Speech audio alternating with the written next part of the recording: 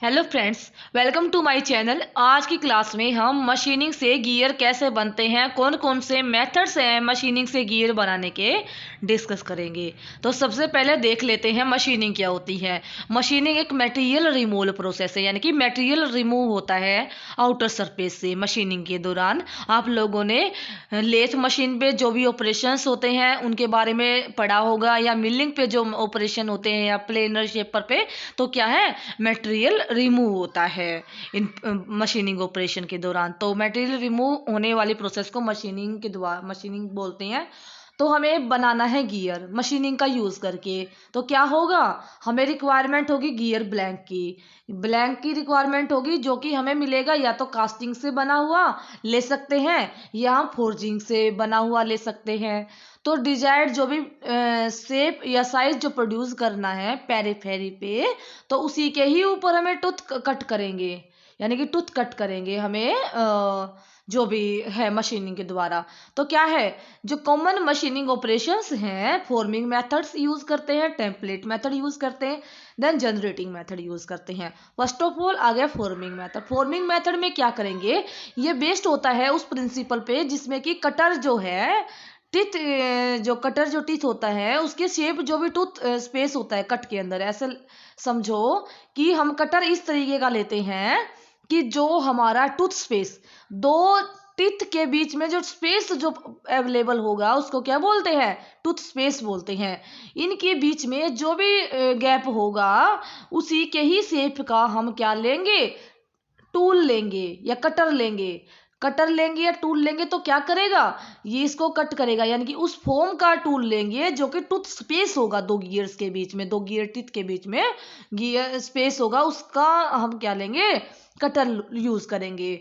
अलग अलग cutter shape size के यूज करे जाते हैं अलग अलग साइज के गियर बनाने के लिए, यानी कि अलग अलग साइज के गियर बनाने के लिए अलग अलग साइज के कटर यूज किए जाते हैं। एक कटर यूज कर यानी कि एक कटर यूज कर सकते हैं बहुत सारे गियर्स बनाने के लिए, numbers of different teeth cut करने के लिए, यानी कि सेम प्रोफाइल पे। तो कमर्शियली जो ईच जो पिच होता है कटर का, वो स्लाइटली वेरिंग शेप का बनाते हैं, ताकि जो भी कटर का जो पिच होता है वो क्या है, कुछ वेरिंग साइज का बनाते हैं। क्यों, क्योंकि जो भी चेंज आए वो कंपनसेट कर ले, उसको जो भी थोड़ा बहुत भी चेंज आए कंपनसेट कर पाए, यानी कि प्रॉब्लम ना हो। फॉर्मिंग ऑपरेशन के अंदर जो एक्यूरेसी है टूथ स्पेस की डिपेंड करती है कटर के ऊपर, जिसके ऊपर टूथ स्पेस की कॉपी होती है, यानी कि कटर होगा वो हम एज इट इज ऐसा लेंगे जो टूथ स्पेस होगा दो टीथ के बीच में। तो जो एक्यूरेसी है गियर की डिपेंड करेगी कि क्या शेप है, कटर की शेप क्या रहेगी, एक्यूरेसी क्या है। और जो एक्यूरेसी है गियर की जो प्रोड्यूस करी जाती है अलग अलग फैक्टर्स पे डिपेंड करता है, जैसे कि एक्यूरेसी कितना एक्यूरेसी के साथ में टिथ को हमने डिवाइड करा है पेरीफेरी पे। केयरफुल सेंट्रलाइजेशन अगर करेंगे प्रॉपरली, यानी कि जो कटर और जो ब्लैंक है, कटर और ब्लैंक के बीच में केयरफुल सेंटर मेंटेन करना होगा एक, ताकि जो एक्यूरेसी अच्छी आए। और जो कंसेंट्रिसिटी है गियर की और गियर टिथ के साथ में और एक्सिस ऑफ गियर के साथ में कंप्लीट मैच होने चाहिए। और करेक्ट डेप्थ ऑफ जो टूथ जो स्पेस होना चाहिए, यानी कि प्रॉपर जो टूथ स्पेस के बीच में डेप्थ भी प्रॉपर होनी चाहिए। और एक्यूरेसी है कटर की जो मशीन के लिए यूज़ करा है, एक्यूरेसी भी मशीन के लिए जो भी टूथ यूज़ कर रहे हैं, कटर यूज़ कर रहे हैं, वो एक्यूरेट होना चाहिए। इंडेक्सिंग होनी चाहिए प्रॉपरली ब्लैंक पे, यानी कि हमें मार्किंग प्रॉपर करनी चाहिए कि कौन सी एरिया पे कौन से टूथ स्पेस बनाना है, तो कहाँ पे गियर कट होंगे। तो ये क्या था, फॉर्मिंग मेथड। उसके बाद आता है टेम्पलेट मेथड। टेम्पलेट मेथड के अंदर हम क्या करते हैं, गियर मैन्युफैक्चरिंग करते हैं मशीनिंग के द्वारा, और जो मशीन यूज होती है उस मशीन को बोलते हैं गियर प्लेनर, यानी कि प्लेनर का यूज किया जाता है, जिसके अंदर टिथ जो भी कंट्रोल टेम्पलेट और गाइड के अकॉर्डिंग रेसिप्रोकेट करेगा, टूल टूल रेसिप्रोकेट करेगा, प्रॉपर टेम्पलेट और गाइड प्रोवाइड करेंगे, जिसके ऊपर जो पेरीफेरी है गियर टूथ की रेसिप्रोकेट करेगा। और जो सिमिलर जो टूल यूज करा जाता है साइड कटिंग शेपर टूल के लिए, यानी कि हम शेपर के लिए यूज करते हैं, यानी कि रेसिप्रोकेटिंग टूल यूज करते हैं, जिसके अंदर जो कटिंग जो टीथ होते हैं वो रेसिप्रोकेटिंग मोशन करते हैं। इसके अंदर क्या होता है, टेम्पलेट के अंदर जो प्लेनर में हमारा जो ब्लैंक है वो स्टेशनरी होता है, और टूल क्या करेगा, रेसिप्रोकेट करेगा। रेसिप्रोकेटिंग मोशन की वजह से जो टूल का हो रहा है गियर प्लेनर मशीन पे, तो क्या है वो गाइड करेगा। एक तो गाइड करेगा, जो एक एंड तो गाइड किया जाएगा रोलर के द्वारा, जो कि एक टेम्पलेट है उसके अगेंस्ट में एक्ट कर रहा है, उसके साथ में उसके अगेंस्ट में एक्ट कर रहा है। और दूसरा एंड उस रोलर के द्वारा जो कि एक फिक्स्ड पॉइंट पे है। जो भी ऑपरेशन है 3 टेम्पलेट्स का यूज करके हम करते हैं। फर्स्ट टेम्पलेट में हम क्या करेंगे, रफ कट लगाएंगे, और बाकी के जो 2 टेम्पलेट्स है वो फिनिशिंग के लिए यूज किए जाएंगे, टूथ स्पेस के बीच में अगर फिनिशिंग करनी है तो। गियर ब्लैंक को हम स्टेशनरी और टूल रेसिप्रोकेट करता है टेम्पलेट मेथड में।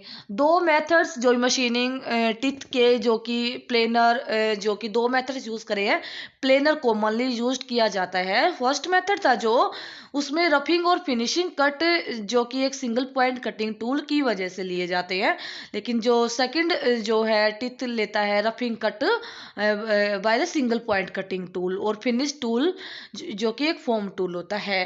फोम टूल रिमूव करता है फीड मार्कर, फिनिश करता है टिथ को स्मूथली फिनिश करता है, टिथ की जो फिनिश रहेगी स्मूथ होगी। नंबर ऑफ जो कट जितने भी रिक्वायर्ड होंगे फिनिशिंग के लिए, वो डिपेंड करता है बहुत सारे फैक्टर्स पे, जैसे कि टिथ का साइज क्या है, मटेरियल कौन सा कट करना है, अमाउंट ऑफ स्ट्रोक कितनी रहेगी, यानी कि एक स्ट्रोक में कितना मटेरियल रिमूव होगा। ठीक है, तो जो भी प्रोसेस यूज करी जा रही है गियर कटिंग के लिए, गियर मैन्युफैक्चरिंग के लिए, तो लार्ज टिथ को कट करती है, और बेवल जो गियर्स टिथ को कट करती है, जो कि कॉमनली आजकल यूज नहीं होती है, बिकॉज इसमें टाइम लगता है। नेक्स्ट आता है जनरेटिंग मेथड। जनरेटिंग मेथड के अंदर क्या करते हैं, जो टूल मैश करता है गियर ब्लैंक के साथ में। जनरेटिंग मेथड में क्या करेगा, टूल गियर मैश करेगा गियर ब्लैंक के साथ में, और दोनों ही इसमें क्या करेंगे, रोटेट करेंगे। गियर ब्लैंक और जो कटिंग टूल रहेगा दोनों ही मैश करेंगे और दोनों ही रोटेट करेंगे, और जो टिथ जनरेट होगा वो जो रोलिंग मोशन रहेगा दोनों के बीच में उसी के द्वारा होंगे। यानी कि जो कटिंग टूल जो यूज हो रहा है वो जो मैशिंग करेगा ब्लैंक के साथ में, ऐसा ही एक कॉम्प्लीमेंट्री गियर हमें मिलके तैयार हो जाएगा। तो ये था डिस्कशन जो कि अब मशीनिंग से हम यूज कर रहे हैं गियर मेथड्स को। नेक्स्ट क्लासेस में हम करेंगे नेक्स्ट मेथड गियर होबिंग। बाकी की वीडियोस आप प्लेलिस्ट में चेक कर सकते हैं, और बाकी सब्जेक्ट भी अगर आपके लिए हेल्पफुल हो तो आप वीडियो की प्लेलिस्ट यानी कि चैनल प्लेलिस्ट आप चेक कर सकते हैं। अगर वीडियो आज की हेल्पफुल लगी है तो आप हमें सपोर्ट कर सकते हैं, वीडियो को लाइक कर सकते हैं, एंड अपने फ्रेंड्स के साथ में शेयर कर सकते हैं, और चैनल को सब्सक्राइब नहीं किया है तो कर सकते हैं। Thank you, have a nice day.